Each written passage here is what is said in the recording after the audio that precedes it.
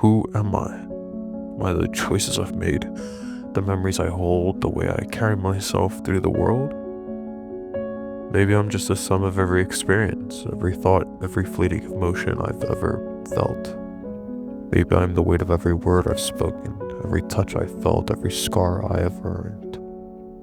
Collection of moments stitched together into something that we call a person. But if that's true, then who am I without those things? If my memories were taken, my past erased, would I still be me?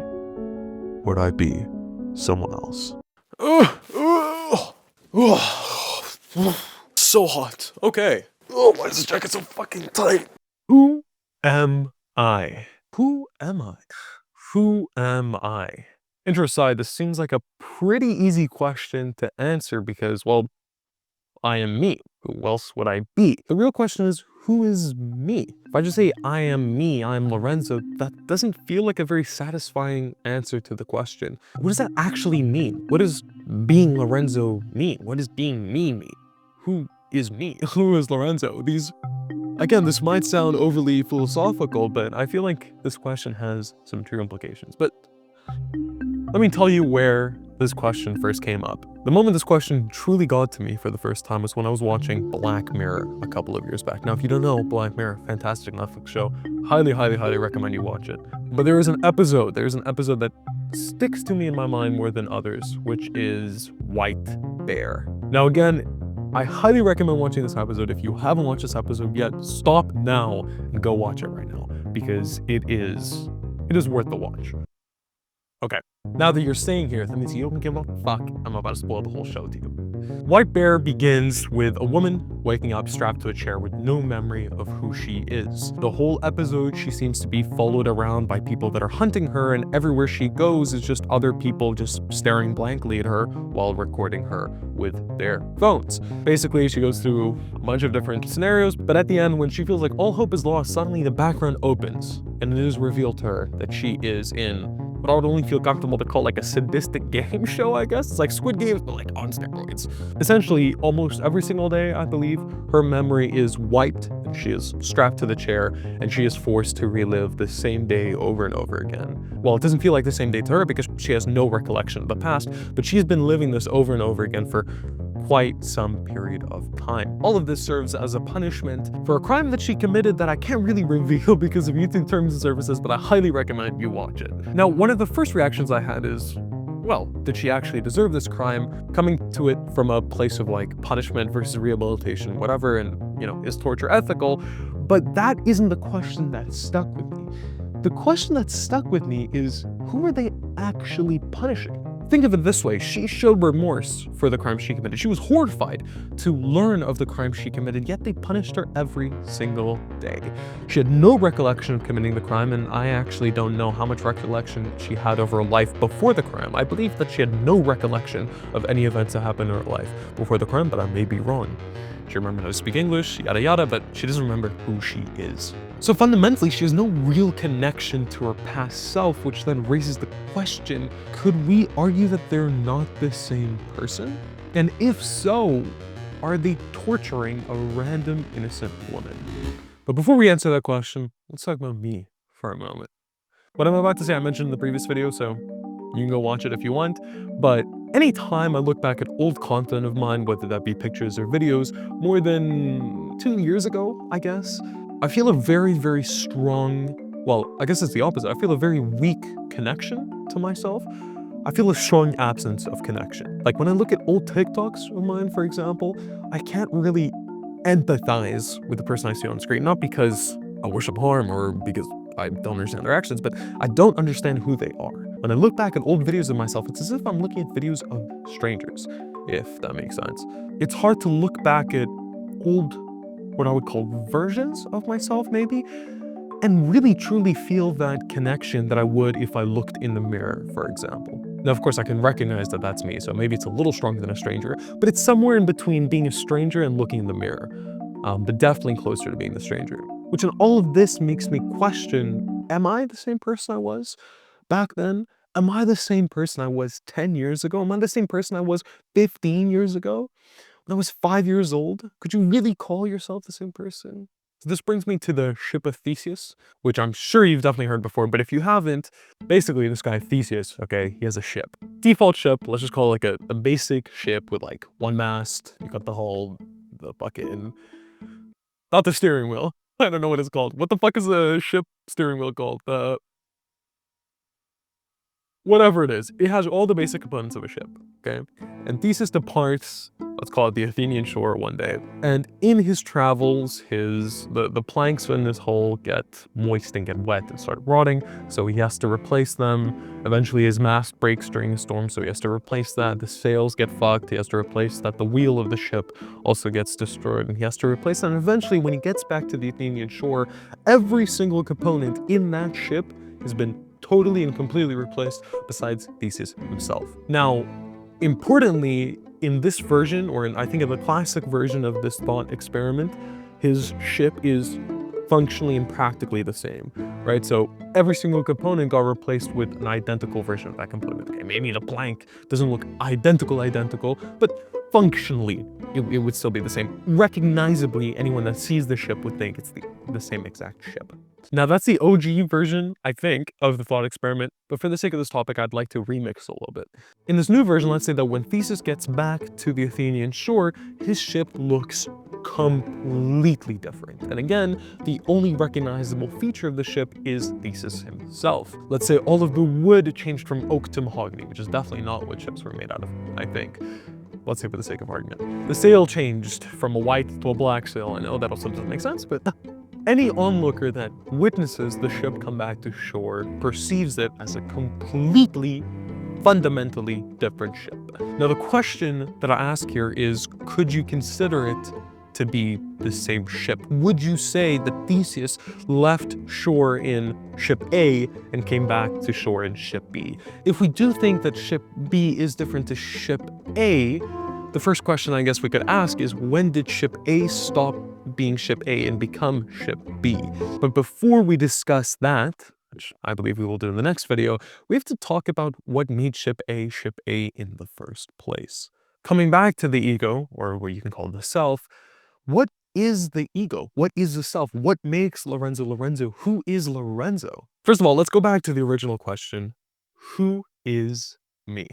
Well, me is Lorenzo. And I guess the easiest way I could describe myself is as the man in the mirror. Whenever I look in the mirror, I perceive Lorenzo, I see Lorenzo, and I guess that means that Lorenzo is all of my current physical properties. So Lorenzo's curly hair, it's kind of messed up, low-key from the mask. Lorenzo has a mustache, Lorenzo has a sharp jawline, Lorenzo's big bite. Okay, sure, but there are a lot of people that, well, look like me.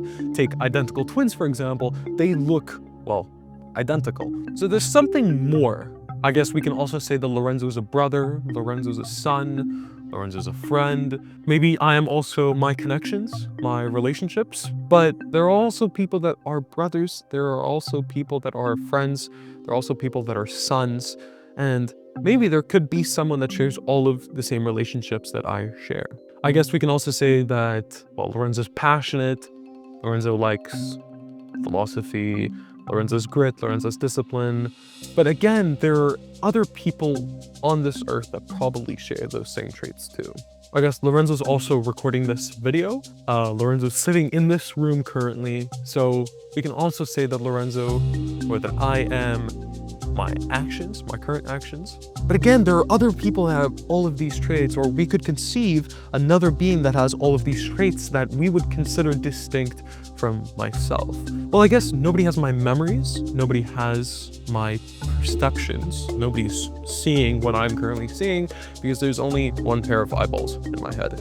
Okay, so I feel like we're starting to get there. Memories and perceptions do distinguish me from other beings, and there's something that you really can't have two of, but we could conceive of a clone, that you could clone all memories and all past stimuli. But I think perceptions gets to that better, and maybe even thoughts. You know, nobody can have the same thought as me because my brain is structured in a way that I guess is unique, that nobody else has. Everyone's brain is unique, and that then brings me into circuitry of the brain. That's probably another, I don't know if I'd be comfortable, yeah, You know what? We could associate with our physical properties. Okay, so far we've identified that Lorenzo is a product of a bunch of different characteristics, a bunch of different traits, whether they be physical, mental, memories, thoughts, perceptions, relationships, connections, values, traits. They all make up Lorenzo. All of these different properties belong to the set of Lorenzo. I feel like that's the way I like to best think of the ego, or best visualize the ego. The ego to me is a collection. It's a set of distinct properties. Okay, so if we had these set of properties that make Lorenzo Lorenzo, or make me, or make you, do we value all of those properties the same way? Are some properties more important than others? Are some properties more fundamental to who I am than others? Let's look at the physical part of this set. My physical body is part of who I am. I think that's pretty safe to say. However, if I lost an arm, I think I'd still be me. Something would still feel different, but I'd still fundamentally think I am me. If I swapped my arm for someone else's, if I installed like a bionic arm instead, would I feel like I'm a different person? No, I don't think so. What about actions? If I choose to do something, that says something about who I am, right? Maybe that speaks to my thoughts, but definitely my actions do say something about who I am. But if I would regret an action, which I never do, but let's say if I did regret an action, would that still be me if I no longer related to that action? I'm not sure.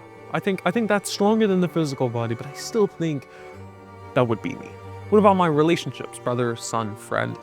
They do shape me, but do they define me? Or imagine all of my relationships change tomorrow. Let's say, God forbid, everyone dies or something. Would I still be the same person? I think so.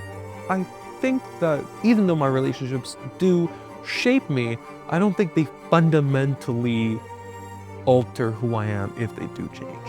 So it's clear that not all properties carry the same weight. My body and actions are important. They do define in some way, shape, or form who I am, but I don't think they're as defining as my mind, my memory, my thoughts, my experiences. I think those are far more defining. I'm not sure if I'm comfortable saying all properties in the set are equal. Which then I think neatly brings us back to the White Bear episode. Victoria, which I believe was the name of the woman in the episode, she still has her body, her face, her voice. She keeps all of the physical, I guess, properties that she had, but she has no memory of who she was. She is punished now. She is tortured daily for a crime she doesn't even remember committing. Which then raises the question, if her memories and thoughts are fundamentally different to the person who committed the crime, is she still the same person? Are we punishing or torturing the person who committed the crime? But I think we'll be able to answer the question better when we start talking about the death of the ego, which again is going to be in the next episode of this little ego mini-series. Take away my relationships, I'd still feel lost, but that's still me. If you change my body, I might struggle, but my sense of self would still remain. But if you take away my memories, my thoughts, my inner experiences, what would remain? I feel like that is who Lorenzo is in the most fundamental aspect. At this point, I think it's become clear that the mind, not just the body or external roles, are the most defining parts of the self. Then this brings me on to the next question. Is the self static, or is it a dynamic set? Let's look at these properties again. Most relationships that you will have, albeit maybe not blood ones, will probably, if not definitely, change throughout your life. You gain new ones, you lose old ones. But does that mean your self changes too? Your thoughts evolve, your values, your traits evolve. I mean, I was never disciplined, I was never consistent. I've always had great compassion. Your thoughts, values, and traits will evolve. If we look at the big five, throughout your teen years, your big five traits do shift pretty considerably. I think when I was younger, I was very low conscientiousness, but now I've become very high conscientiousness. Maybe my openness to experience has decreased a little bit, and my traits and stuff have shifted since I was a kid. My values have changed. I've become more liberal as I've grown up. My beliefs, even the jokes that I've laughed at, have changed quite considerably, albeit, fart jokes still have a special place in my heart. Your physical body changes. I think every 7 years, you have a complete new set of cells. Maybe not for the brain, I think, potentially, correct me if I'm wrong, but for the rest of your body, every 7 years, you're wholly different. Every single cell has changed. I've grown, bro. I was born, I was like this big. I'm 6'3" now. sharp jawline, mustache. If you looked at me as a kid and you look at me now, I look pretty fucking different. And I think that's a reality that most of you probably share, hopefully. I think this all leads me to believe that the self isn't a fixed set. It's not a fixed collection of properties, it's constantly updating, and that's probably a good thing. It's probably good that your set, your ego changes over time. Doesn't mean the set is meaningless, right? There's still a structure, there's still an ego. Just because your properties change doesn't mean you're not a person, right? And another important thing is it seems like most of these properties within the set are consensual, meaning that if we do assume that we do have some sort of free will, we have the power to change what these properties are. Your self isn't a single unchanging thing. It's a fluid, ever-adapting collection of traits that forms a cohesive identity. And instead of asking, what is a self? Instead of asking, who is Lorenzo? As if it's a fixed object unable to change, I think instead we should be asking, who do I want Lorenzo to be? Who do I want to become? What do I want my ego, what do I want my set to look like? But that's a question for another time. This is the first episode of a mini-series that I'm creating called The Ego, where, we're gonna discuss the self, which is this episode. We're gonna discuss the death of the ego, multiple people theory, which is a theory I have created with my own 3 brain cells. We're also going to discuss ego hacking and a bunch of different ways we can manipulate the ego to best serve us. But I want to know what you think. Do you think that ego is a fixed set? Do you think that people never change? Are you Dexter Morgan? Do you believe that the self is a dynamic set? How many egos do you think you've had? Do you think you've been multiple people throughout your life, or do you think you've been the one individual? What is the most fundamental trait you possess? I don't know. Tell me what you think. I'm actually very interested to hear what you think. But yeah, drop a comment and we can discuss this. I hope you've enjoyed this first episode of this mini-series. The set has changed a little bit. I'm using a different camera lens. I'm using the 1845 Canon kit lens instead of my TT Artisan 10mm. Now, the 4 f-stop has really fucked me up because the lighting setup that I've created today, it was a little complicated. It took like 45 minutes to plan all this out. But I hope you enjoy this new set. I really like, oh shit, the light. I was using my bathroom light to light the background, so I don't know when that turned off, but hopefully it wasn't too early. But yeah, I really enjoyed filming this video. I think this was a little more structured, and I think this was a little more interesting. And I also hope you enjoyed this video. But yeah, I love you so much. Thank you for watching, and I will see you in the next episode of The Ego. Actually, I'll probably release a different episode maybe before. I don't know. I'm not sure. Let's see. Only time will tell. I love you so much. Thank you for watching. I'll see you in the next one.